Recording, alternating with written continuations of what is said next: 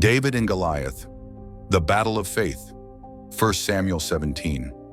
Long time ago, in the land of Israel, there lived a young shepherd boy named David. He was the youngest son of Jesse from the town of Bethlehem. While his older brothers were strong and tall, David spent his days caring for sheep on the hillsides, playing his harp and singing songs to the Lord. But God saw something special in David. He did not look at the outside as men do. He looked at David's heart at that time. King Saul ruled Israel, but he had turned away from God. So the Lord told the prophet Samuel to anoint a new king. Samuel went to Jesse's house and looked at all of David's brothers. They seemed strong and worthy, but God said no.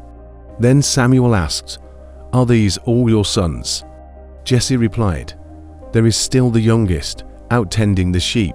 When David entered, the Lord said, "Rise and anoint him. He is the one." Samuel poured oil on David's head, and from that day, the Spirit of the Lord was with him. Not long after, war broke out with the Philistines. The sun was rising over the hills of Israel. The air was heavy with fear. On one side of the valley stood the army of Israel, trembling.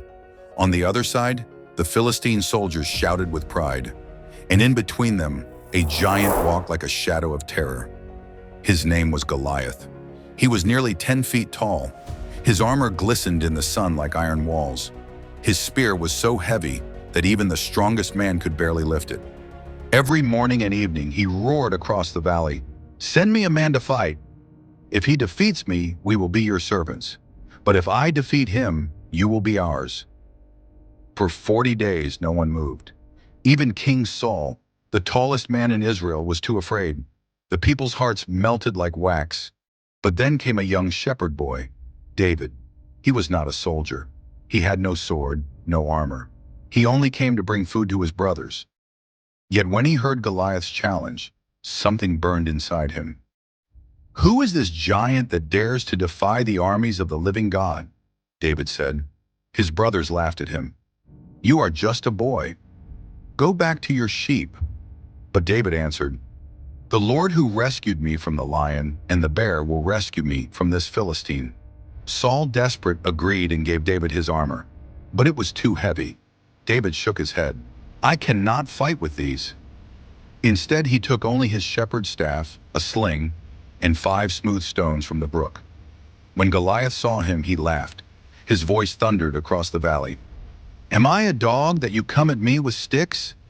Come here, boy, and I will feed your flesh to the birds." But David stood firm.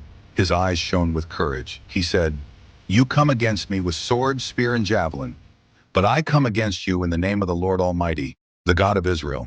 Today the Lord will deliver you into my hands." The giant roared and charged. The ground shook under his steps. But David ran forward too, swift as the wind. He reached into his pouch, placed a stone in his sling, and let it fly. The stone whistled through the air. Crack! It struck the giant's forehead. Goliath stumbled, his eyes wide, and with a mighty crash, the giant fell face first to the ground. Silence filled the valley. Then a cry rose from the people of Israel, "The Lord has given us victory." David ran, took the giant's own sword, and lifted it high.